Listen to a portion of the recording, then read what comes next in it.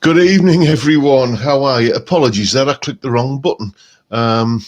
Cheers, everyone. How are you doing? I notice we're a bit thinner on the ground than usual this evening. It's probably because the sun's shining and it's Easter and everything, but us happy crew shall continue. Cheers.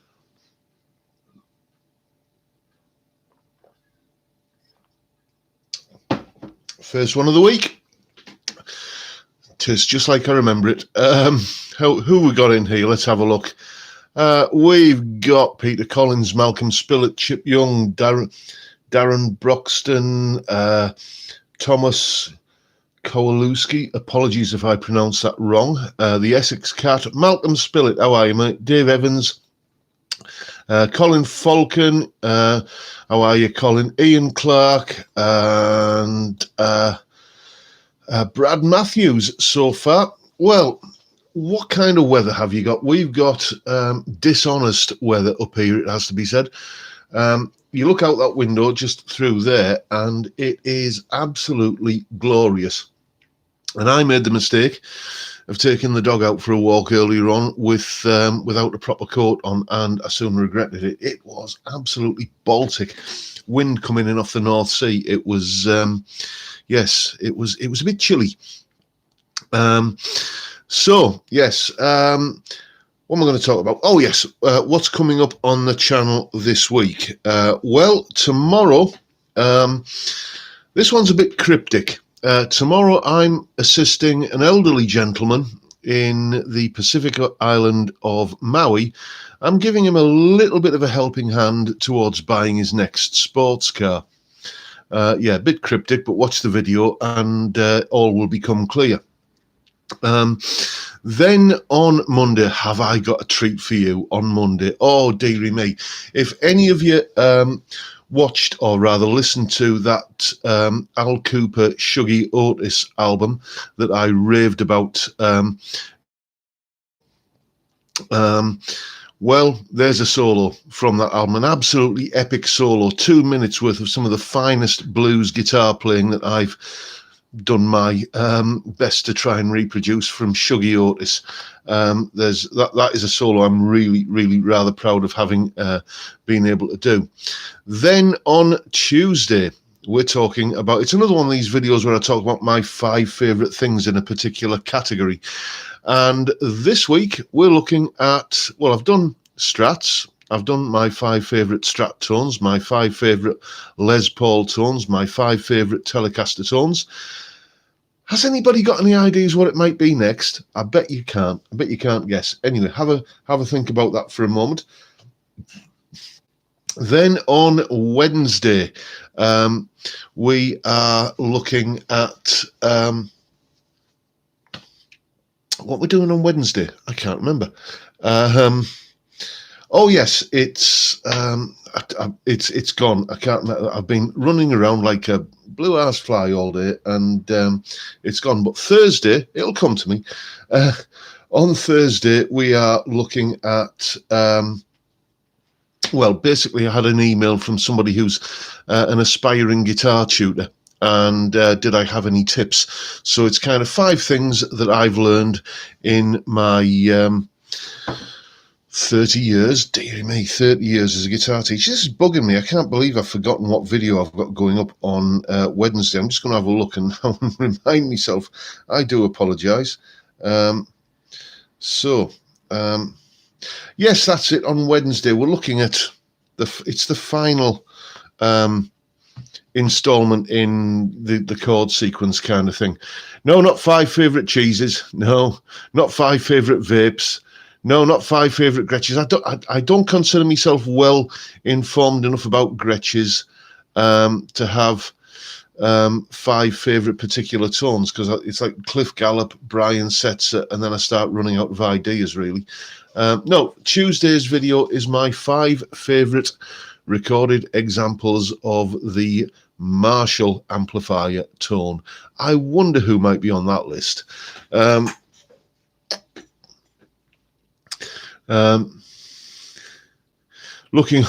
Looking out for that vid, says Johnny. Yeah, 5 favourite hairstyles. This is the one that suits me.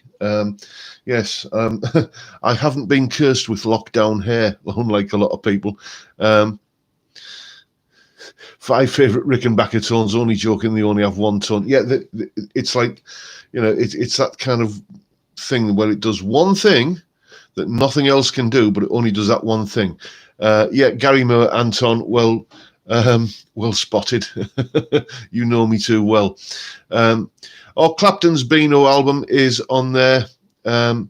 Get a JMP one. I would love a JMP one. I mistakenly thought, about 2 or 3 years ago, that you'd be able to pick a JMP one up as cheap as chips, because it's like 25-year-old and it's going to be, you know. But no, they are still really, really sought after.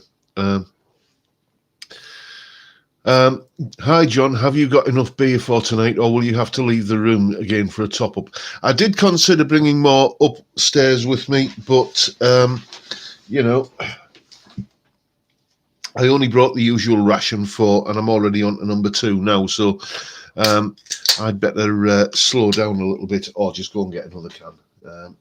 There's always that option, isn't there? So, excuse me while I just try and get this so that it's got a reasonable head on it.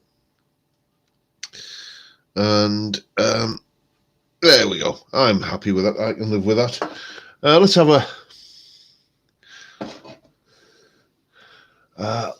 a look and see who's chatting while I've been pouring my beer. Evening, Andrew. Hi, how are you, mate? Yeah, Jimmy might be on the list, Peter. I can't tell you which ones are on it now, because then you won't watch the video, basically. Dan's just... evening, Dan. How are you, mate? Just bought a Fender Mustang Micro Amp. Fantastic piece of kit. I can recommend it. I don't think I'm aware of that one. You know, I'm not sure what the Fender Mustang Micro Amp is, but... you know, I just keep thinking about getting myself like a, you know, to replace. You can't see it, but down there is the Yamaha THR5. I'm thinking, you know, I should get myself a nice little tube amp, a nice little valvey kind of thing, because you can pick them up dirt cheap now. You know, my Bugera V5 Infinium or the Harley Benton one or something. But then I look at what this does. It's the audio interface for this laptop I'm on now and a decent speaker system for that. So I'd have to buy an audio interface, and I'd have to buy another speaker system for the laptop. And then I'd have to kind of, you know, I'd need to make that amp up. So I'd have to get myself a decent, you know, SM57 or something like that, and then the stand to put it on. And, you know, it would be a long shopping list of things that I would need, as well as the amp. And... you know, to be honest, that THR5, I can't fault it. I really can't. It's like the crunch patch I have set up on it. It's you know, it feels like a valve amp. John, what power amp would you get for a JMP1 or Guitar RE? Right. Well, the power amp I would get for a JMP1. I don't know if you can still get them, but there was a lad I used to know on the circuit round here back in the 90s, and he had a JMP1. I think his rig was a JMP1, an Alesis Quad Reverb. Anybody else remember those? And it was the stereo valve state power amp into a stereo 2B12 cab, and he got an incredible tone. You know, so the valve state power amp was always a good option.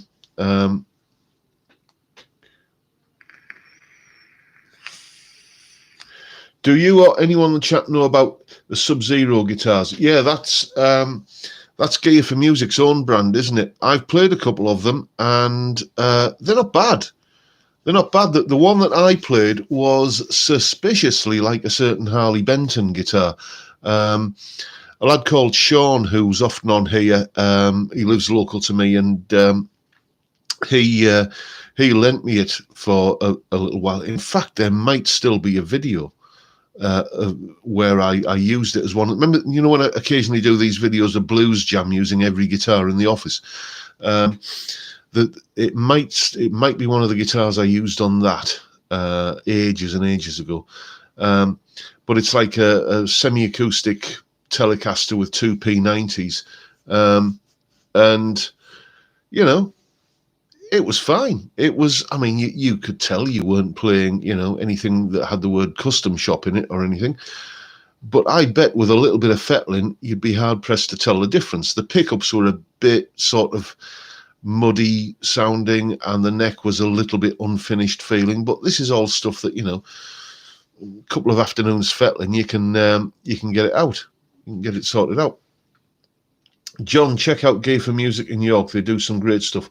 I've got some great monitoring headphones for 35 quid.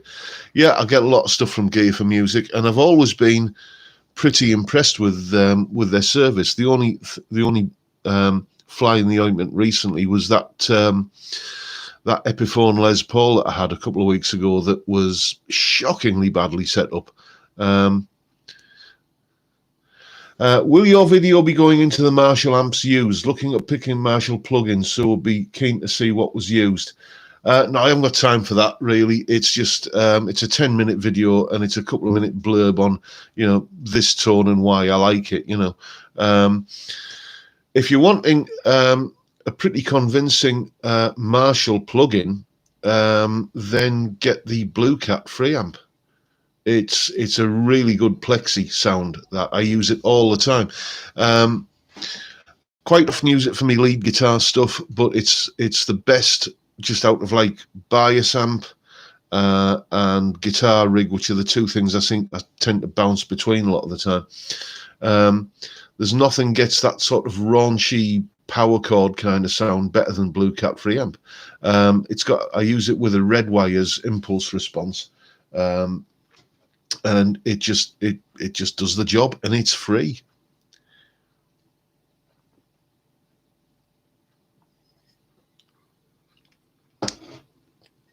Oh dear me, Dan, your Harley Benton CS. What's up with your P90 CST24, mate? You say the quality's terrible. What's the issue with it? Yeah, Vincent. You might remember that, you know, for years and years and years before I got into plugins and stuff, I was using Vox Valtronics Tone Lab, and I actually got that got the first one because I played through a Vox Valtronic amp that a student of mine had, and I thought, this is incredible.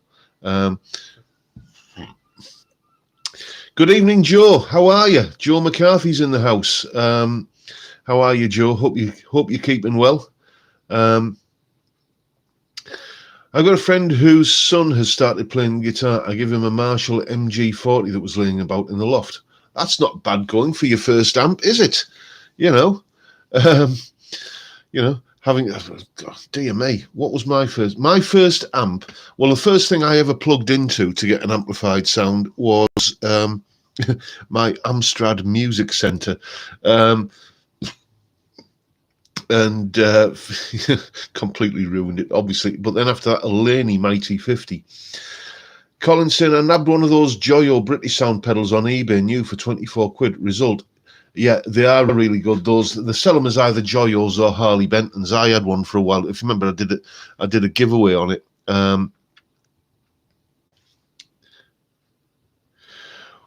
Okay, Joe. Well, glad to hear you're doing well. Hope your wrist and hand are on the mend, mate. Even if not fully, you know, kind of fixed yet. I'll drop you an email over the weekend, mate, and we can have a proper back and forth. Anyway, what have I missed? The Blue Cat plugin and the amplitude. Sorry, I was reading that, and the chat went up. Got the Blue Cat plugin and the amplitude Ampere. Blue Cat is the best. Yeah, I mean, Blue Cat, as you know, a few months ago, I went through like a bunch of different plugins and stuff. And there was one manufacturer, or other manufacturer, if they're making plugins, let's call them a manufacturer, who didn't like the bad review I gave their product. Said I'd been a bit unfair, and said, well, here's the updated version. You know, grab this, you can have it for free. and so I grabbed it, and it kept on crashing. They wouldn't believe, and they wouldn't believe me. I kind of took a screen grab of it actually happening, and yeah, it's so that there's one particular amp software that I shall not be going anywhere near again. Let's say that much.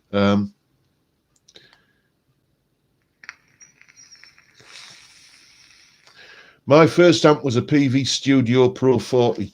Not a model I'm familiar with, but if it's got PV on it, then it's it's going to be bulletproof, isn't it? I mean, I can't count how many gigs I've done with PV gear.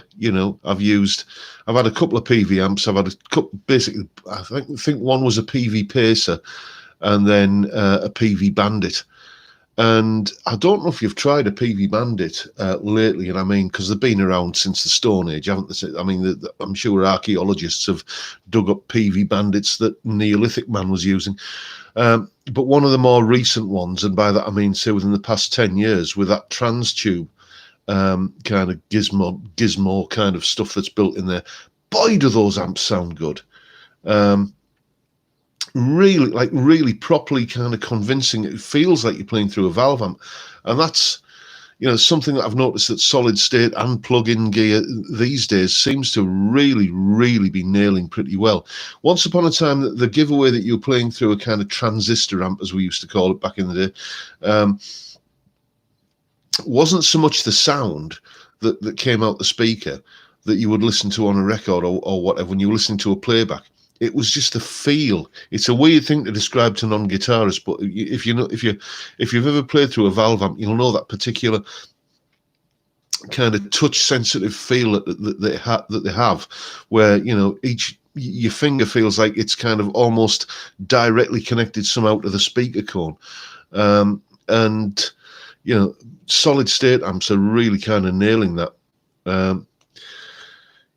Joe's got a PV amp head and cab right behind you. Okay, well, yes. I mean, as Steve Hoggart says, who's a regular in these parts, whenever you mention the name PV, he says, yeah, it's a PV. It'll work underwater. It's that they're just kind of solid workhorse, reliable stuff. And I think because they are solid workhorse, reliable stuff,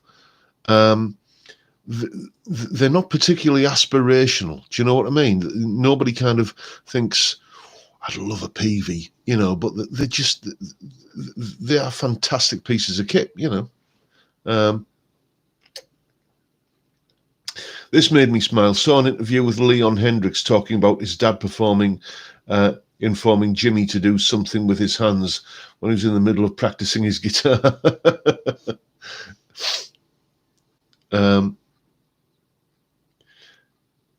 Evening, Goran. How are you, mate?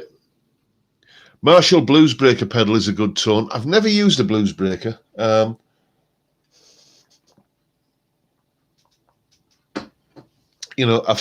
I've never owned a Governor, but I have played through a rig with a Governor in it, and that's a nice piece of kit. Again, another pedal that I thought, oh, they're ancient, they'll be easy to pick up dirt cheap. No. What happened to PV? Don't see their stuff anymore. No, they used to make some nice guitars as well. Oh dear me, gosh, about 6-7 years ago, I almost pulled the trigger on a PV Les Paul copy. I can't remember. It was the PV SC something or other. That was a lovely looking thing. It was like 3 pickups in white, gold hardware and everything. It really looked like the dog's bollocks, basically. It was a lovely looking piece of kit, and it was something ridiculously cheap, like about 150 quid. But they just, as you say, you just don't see PV guitars around much anymore. Oh,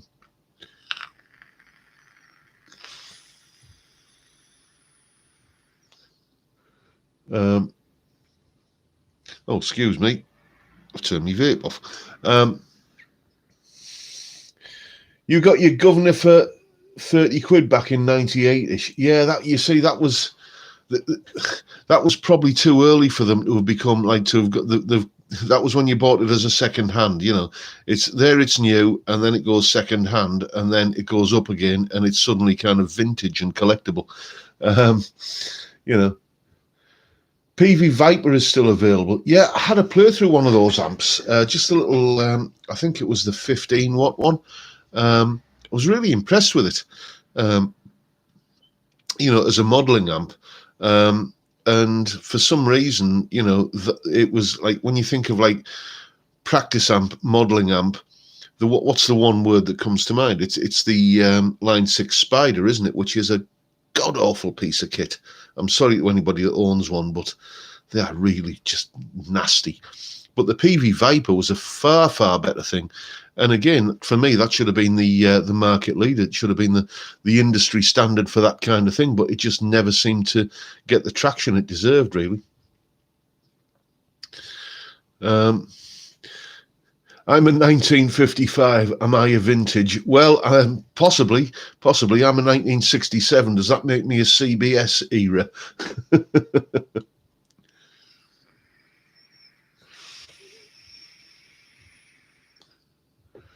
The last two vlogs from that pedal show were really good. Basically just about enjoying the guitar and doing what you can without worrying about the geniuses out there. Yeah, I'll tell you, I think I mentioned this either last week or the week before. Go and look for the interview between Josh Smith and Dan Quayle. I mean, there are two players that you kind of, I look at Josh, or listen to Josh Smith playing, and certainly Dan Quayle, and I think, okay, should I really be putting myself on YouTube and saying that I can play the guitar when there are people like that out there? And these two blokes were just so full of their own insecurities. Dan Quayle, especially, if you've ever seen him play, dearie me, he's a monster player. And he was just talking about how he's really insecure about his playing, and,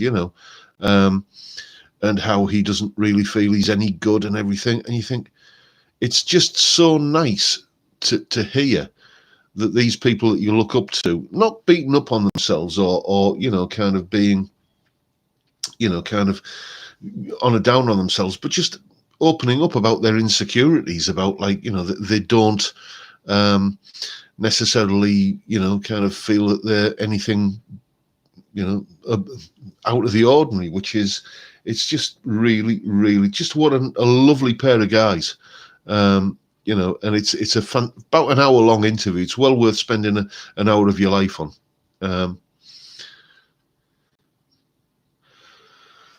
I've been playing my Fusion 2 HSH this week, as it was being benched by the CST 24P90. Oh, fair enough. Where are we? Couldn't agree more, John. Had a Line 6 Spider jam, and it was god-awful. Spent more time going through the menus than playing. Replaced it with a PV Viper. Yeah. I mean, I must admit, I have a bit of a history with Line 6 gear. I bought into, years and years and years and years ago, I bought into all of the hype surrounding the original pod, which, whenever you get the original pod, it's always called the Pod Mark II for some reason, but that's the one that we always think of, that kidney bean shaped thing that at the time was, it sounds just like a Marshall, it just sounds just like a Boogie, it sounds just like a Fender Twin. Oh, it's amazing, it's fantastic, it's just, you need one of these. And I bought one, and it was awful. I got a better sound out of just a little Zoom pedal that I had. Do you remember the little Zoom 505 pedals? Little kind of thing, not much bigger than a packet of playing cards. Not much bigger, actually, than, just a regular, say, one of these. Just a regular Boss pedal, maybe about 1.5 times the size. Fantastic, well, not fantastic sounds out of it, but certainly better than the game-changing Line 6 pod.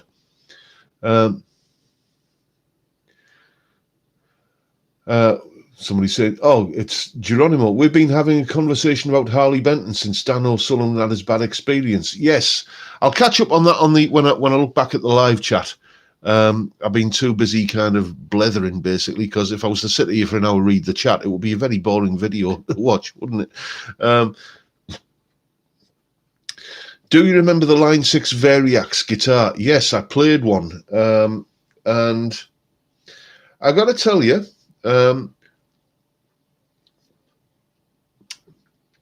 I played it briefly. I didn't give it any kind of in-depth sort of, kind of road testing or anything. But I did play one. This is, gosh, when they first came out, that'll have been about 20 years ago. Not far off. And I remember thinking, yeah, this sounds all right. This sounds okay. But the thing that really, really put me off it was, and I didn't realise it at the time, when you pick up a Telecaster and play a Telecaster, it's the feel of a Telecaster that makes you play it like a Telecaster and that makes it sound like a Telecaster. Do you know what I mean? It's that, and the same with the Les Paul and the same with the Strat. They all have a different kind of, they give you different feedback as a musician, as a player. And you just missed out on that whole experience, and it just felt a bit sort of odd when you didn't get that sort of stiff feel of a Telecaster and then the kind of slightly more spongy feel of a Les Paul. And it was just a bit bizarre. Only thing worse than the Spider amps, John, was the original Variax from the same company. Yeah, I've just been talking about that, as you know, and I didn't really kind of get into the sound of it. And I remember thinking, this sounds okay. This sounds like a Telecaster, or this sounds like a Les Paul. But as I say, it was just a feel that was the deal breaker for me. Does anybody remember that Line 6 amp from the late 90s? Probably the first one of the modelling amps. The Axis amp.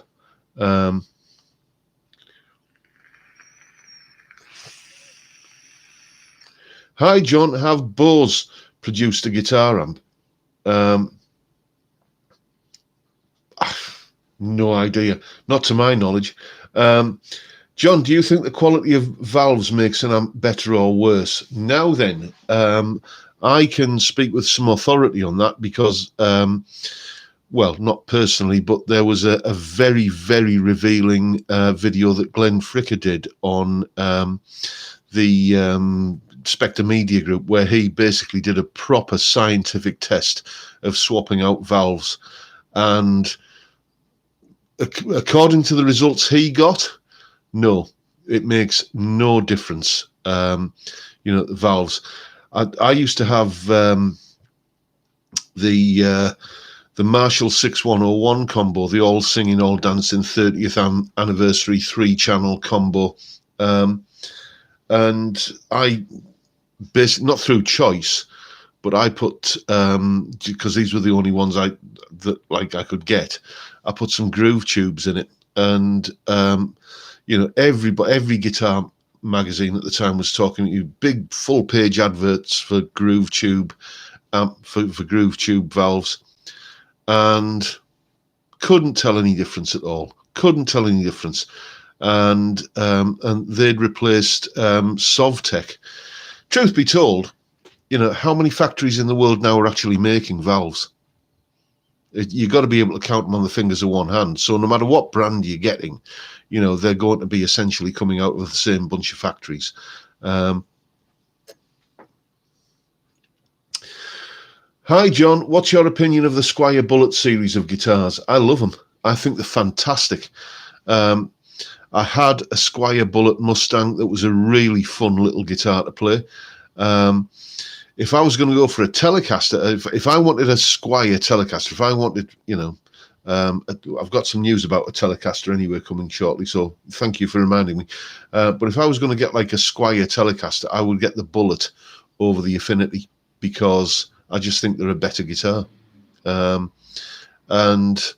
they're a, your Bullet Telecaster's got the through body stringing, and, yeah, you need to change the pickups out on them, but you know, that's neither here nor there, is it? I mean, you saw that video yesterday about the Vanson pickups. Perfectly usable set of Telecaster pickups, 30 quid. Yes, anyway, the Glary Telecaster. Oh, you are an absolute star, Brad. Thank you so much. That is actually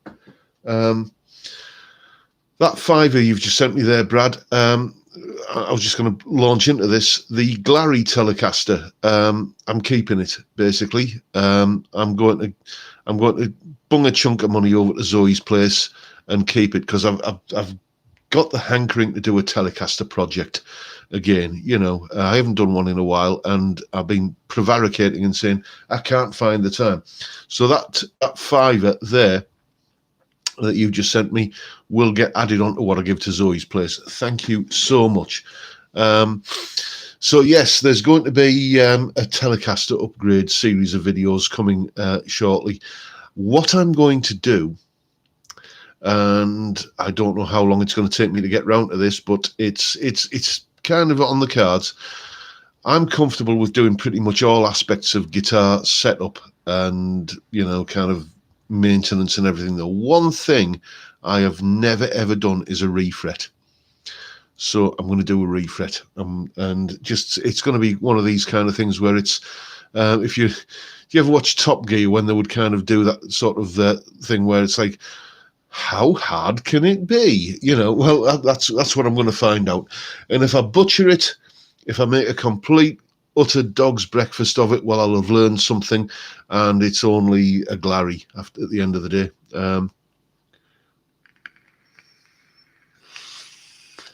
I got offered a Glary guitar with lots of sparkles. I refused. I don't want a Glary glitter anywhere near me. Oh, thank you. Badumsh. Yes, you're here all week, mate. Fair enough.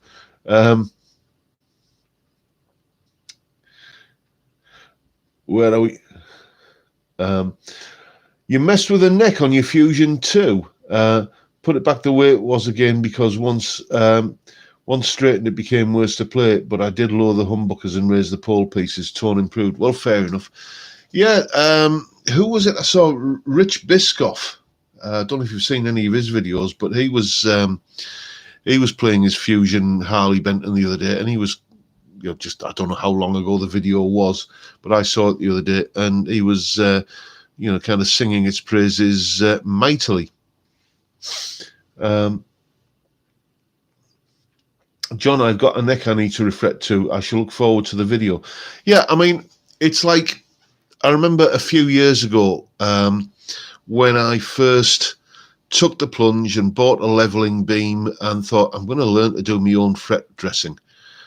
And it is a daunting thing, because it was, you know, it's everything else pretty much on a guitar that you need to adjust. It's a turn of a screw or an Allen key or something, and if you mess it up, you can turn it back the other way and put it back to how it was, and you know further, you know worse off. But that daunting prospect of actually filing something off, you know, that was, oh dear, okay. But, you know, I had a go and it turned out okay.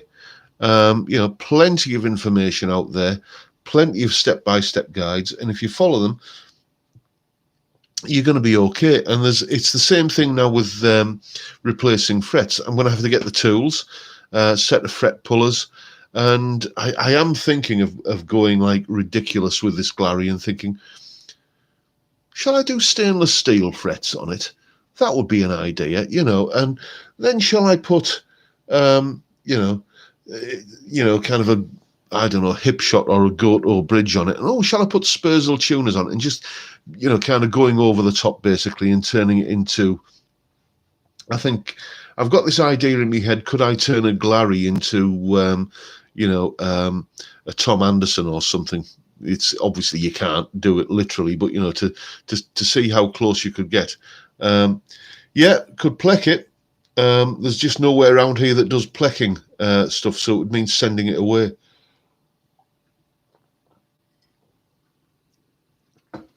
Whatever happened to fretless guitars? Well, they were always a bit of there's that video keeps cropping up in my suggestions with Guthrie Govan, playing a fretless guitar.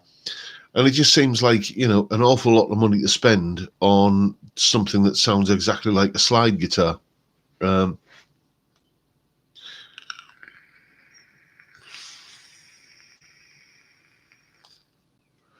Yes, I've seen Jonathan Coe many times, Jim. He's a fantastic player, isn't he? Big fan of Harley Benton as well, which is, when you start watching Harley Benton reviews, or when you do Harley Benton reviews, his videos keep coming up in me suggestions. Joe saying, I've never had a problem after a refret and level. Yeah, it's just that trepidation, Joe. It's just, kind of when you're doing something that you've never done before, there's always that, yeah, okay. And of course, I'll be making a video about it. So there's always the chance that I might end up making a kind of fool of myself on YouTube. But then again, some would say I do that every week, every Friday. Wonder what could be causing that. Anyway, once you put all the upgrades on it, all you need is a new neck and a new body. Yes, indeed, it'll become like Trigger's broom. For anybody in the States who doesn't know the reference to Trigger's broom, there was a much-loved sitcom in the UK called Only Fools and Horses, and one of the characters was a bit dim. He was a bit thick. He wasn't a full shilling, as we say, and he was called Trigger. And he'd had the same broom for 14 years, and in all that time, it had only had 3 new heads and 4 new shafts. John, check out Vic on Fret Friend on YouTube for refrets. I've learned loads from him. Thank you. I shall do that, David. I shall make sure to... as I say, usually on a Sunday, I'll go back through the chat replay and take some notes. So I shall make a note of that.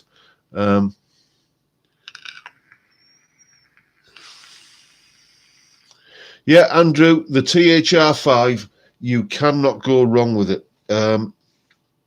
It's a great sounding little amp. And it's an interface, and it's a decent speaker system for like a laptop or something, or your MP3 player. It's just, it's I go to, excuse me a second, while I just have a look here, because I can go down and, I wish I could share my screen with you. I don't know how to do that on a live stream, but I use a setting, a patch that I've got called Crunch, and it uses the lead amp model on here with the gain kind of about halfway, and it's just the best little kind of like a little kind of valve amp on the verge of breakup. It's just a fantastic sound, and I keep thinking, this can't be sounding this good, because you look at the amp and it's the size of, it's the size of a thermos flask. Not much bigger, and it's like it just sounds so huge. Can you get fret pulled and cutters combined, or are they always 2 different things? I don't know, Super Mosman. That is one of the things that I'm going to have to be checking out. I'm going to be hanging around on the Crimson website to see what tools they're selling, and probably Stu Mac as well, because that's where you go for everything, isn't it? Yeah, Phil McKnight, actually, yes, he did. He did a refret on a Glary, didn't he? He turned it into like a Van Halen guitar or a Super Strat or something. What did the Romans do for us? Oh, I say I mentioned a classic British comedy, and we're on the Monty Python kick now. Then, "'Tis but a scratch." Do you know that was Elvis's favourite movie? Apparently, Elvis used to sit in the Jungle Room, watching Monty Python and the Holy Grail on kind of endless repeat. And apparently he was well known amongst his entourage for kind of quoting we are the knights who say nee. Anyway, yeah, Faulty Towers was pretty good. It's one of those things that, you know, people say, oh, if only they'd made more series of it. But I'm glad they only made 2, because then they are just, you know, they're special then, you know.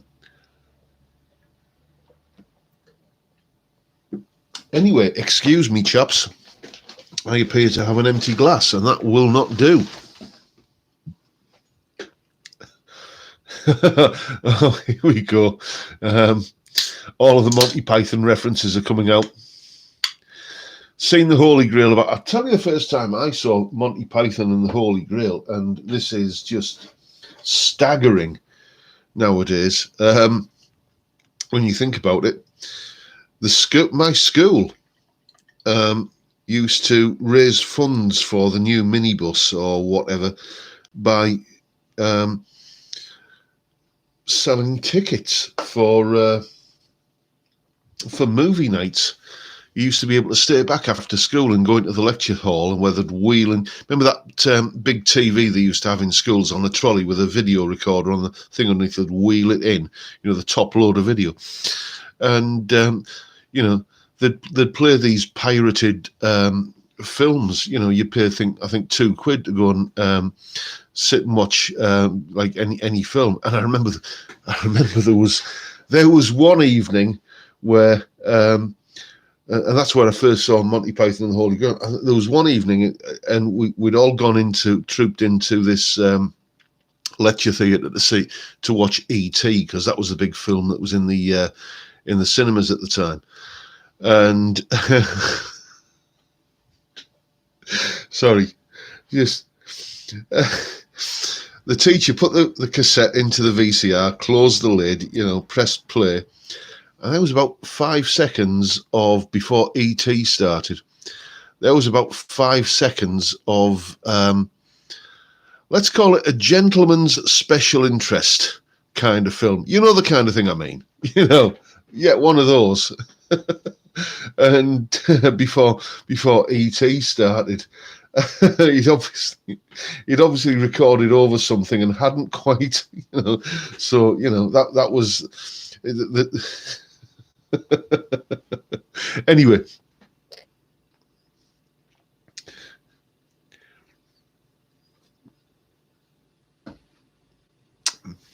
Is your THR5 class compliant? I don't know what you mean by class compliant. It's just a little practice sample. Yeah, and hold it up. There she is. I'm not sure what you mean, mate. Class compliant. I'm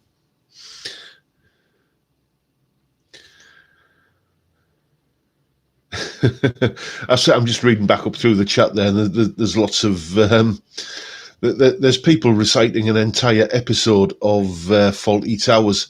Yeah, I've seen those Dan Irwin videos where, you know, on the Stu Mac channel.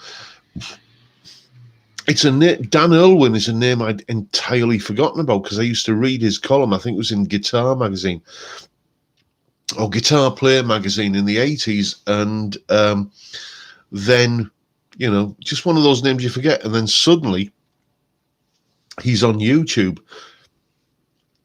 Well, not suddenly, but, you know, suddenly I remembered him again.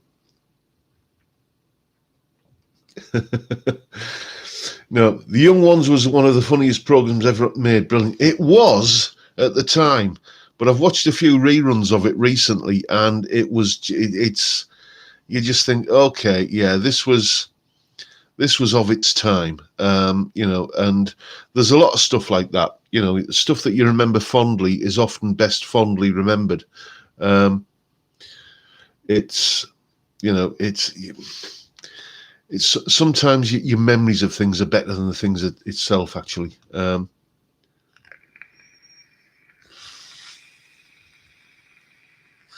and now we're getting Young Ones references. Where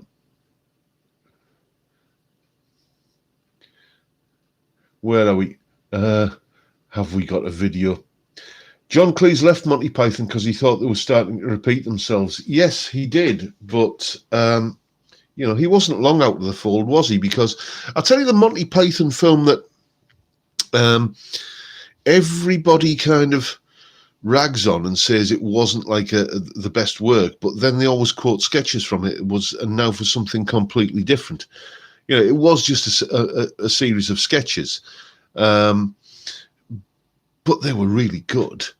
I think because they'd done The Life of Brian and Holy Grail before, I think people were expecting more of a feature release or something. But I think Now for Something Completely Different is a fantastic film.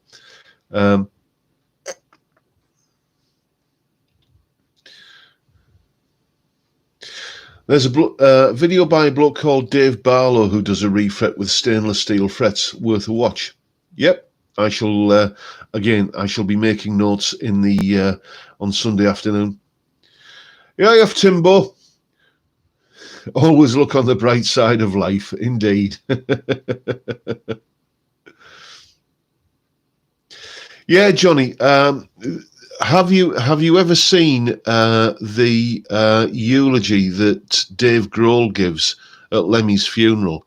It's one of the most moving and funny things that you'll ever see. Where he's talking about his reminiscences of getting to know Lemmy later in his life.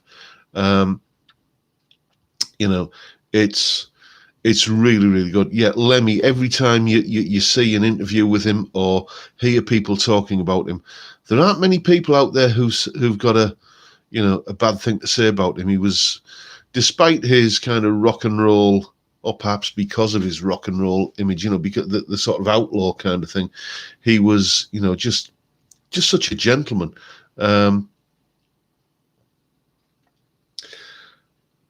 Okay, class compliant if it works on iOS. Okay, I didn't know that. That's what that means, does it, Goran? Well, fair enough, mate. Yes, I think it does, because I remember when I downloaded the software, the THR editor and everything that goes with it. There was like an iOS version of the software, because they're like Windows, Linux, whatever, all the different operating systems to download for. So yeah, it is. I've learned something new. That's the power of beer for you. I wouldn't have known what class compliant means.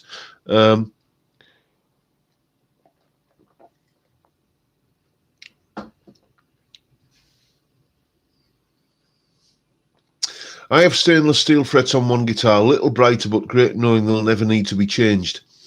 Yeah, that is something to be said about stainless steel frets. But as I've said before, I've been around a wee while, and the whole stainless steel frets thing strikes me as being, and roasted maple as well. That's quite the big thing at the moment. It strikes me as being the same kind of thing that everybody was talking about in the 70s, where everything had to be made out of brass. You needed a brass nut. You needed brass bridge saddles. No, you needed actually a brass bridge. No, even better, you need a big lump of brass set into the body where the bridge mounts to, like you used to get on the Yamaha SG 2000. And it just seems to be one of these things that is the current hot thing. I had for my main guitar, from about 1990 till 2005, 2006, I had a Japanese Fender 60s reissue Strat. And after I'd got it, I realised pretty quickly that I didn't like the skinny kind of vintage fret wire in it. So I had it refretted with jumbo fret wire. And I think from that happened, say, like in 1990, it was like within weeks of getting it, I had it refretted. And from, say, 1990 to 2006, I think it had 2 fret dresses. And that was a guitar I was using every day in lessons. I was gigging at the time. I was out 3-4 nights a week, using the hell out of that guitar, basically. So this idea that like regular fret wire it will basically turn to dust and need loads of maintenance, and that's why you get stainless steel frets. I think it is a bit of a fallacy, to be honest.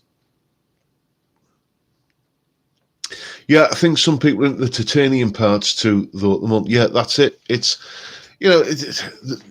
when you think about it, why would the guitar industry be immune from the vagaries of trends and fashion and stuff like that? And once you've been through a few cycles of this, you start to recognize that, okay, this is just the current hot thing, and it's the reason why I didn't get stainless steel frets in this jobby here.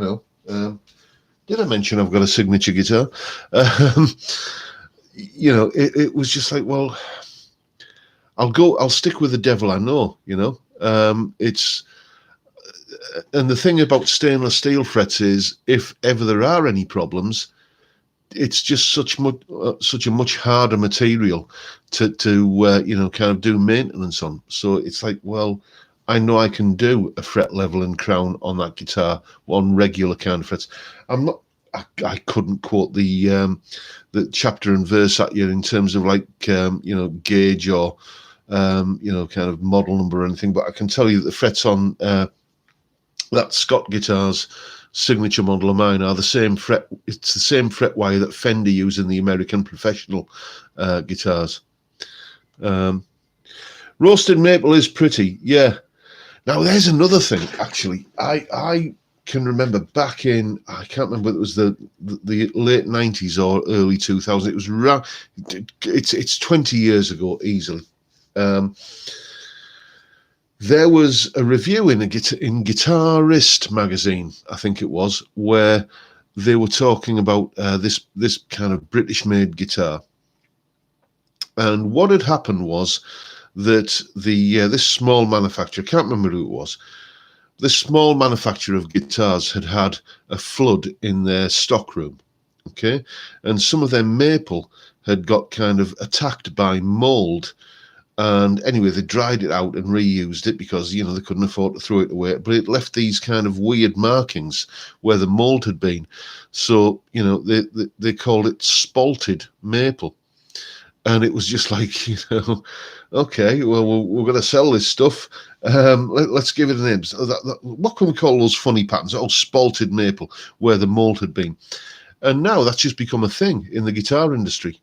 It's like spalted maple. It's maple that's gone moldy, basically, and now it's a thing that you pay a premium for.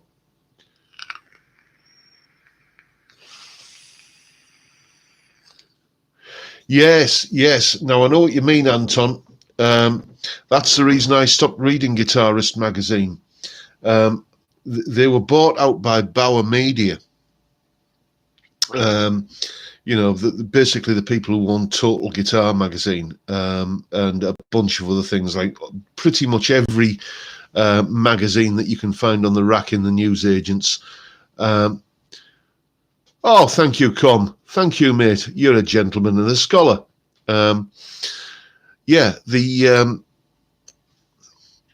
Essentially, Guitarist magazine was bought out, and there was a distinct change in the magazine at that time. They used to have a sense of humor, and I remember there was a guitar made by Wayne Charvel, who, like, after he'd left Charvel Guitars, and they absolutely panned it. They absolutely slated it. It was an awful thing. And he was charging too much money for it. And they said so. Same thing with, I remember reading the review of the very first Joe Satriani Ibanez signature model. Absolutely kind of slated that guitar. This is, come on, Ibanez, you're charging an arm and a leg for this guitar, and it's a dog. Was essentially it. So back in the this going back to the early 90s, there used to be an impartial reviewer, but then Bauer Media got a hold of them, and suddenly it was it was all kind of the you me dance, and it was and it just, that's why I stopped reading it, because it just became essentially like the reviews were just like press releases.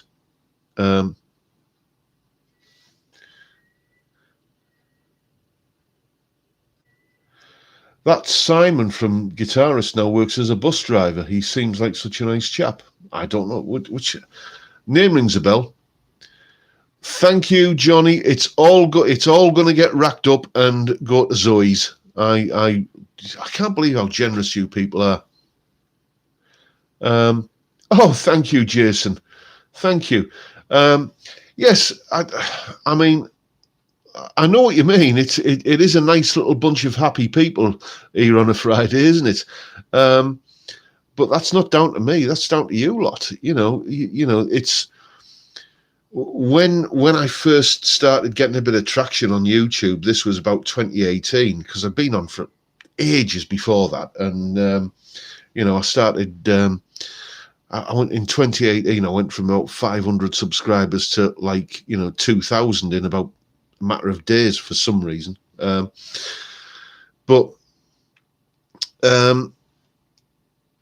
I was a bit there was a bit of trepidation on my part about okay, so I'm going to start getting the cranks and the idiots and the trolls and everything. And there's been a few, it has to be said, but by no means as many as you get on other kind of guitar channels. And all I can say is thank you guys, thank you chaps, for being a civilized bunch of people. It's a particularly civilized little corner of YouTube, this happy crew that we seem to have got here, and that's down to you lads, really, for being just a top bunch of lads.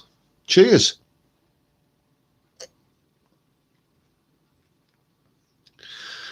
Oh, thank you, Johnny. Well, I'm starting a new series of videos on theory, and not this week coming, but the week after. Yes, I know who you mean, Cod. Old son. Yes, that was Leslie Peck, wasn't it?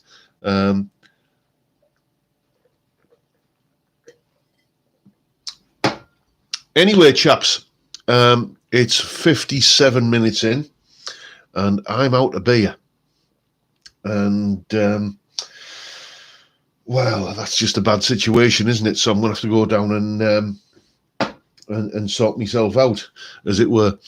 And, oh, thank you, Tony. I'll make sure I'll do like a total and add it all up and add it to what I'm giving to Zoe's for that Glary Telecaster. And you are a generous bunch of lads, aren't you, really? Thank you, one and all. And I'm going to go and have another beer now, and then I'm going to go and have me dinner. So once again, happy Easter to everyone. Thank you all for turning up. It's been a blast, as per usual. I still can't believe how many of you turn up to sit and watch a fat, bald lad get drunk on a Friday night. But you seem to like it, so I'll keep on doing it. But for now, I'll bid you a good day and say, time, gentlemen, please.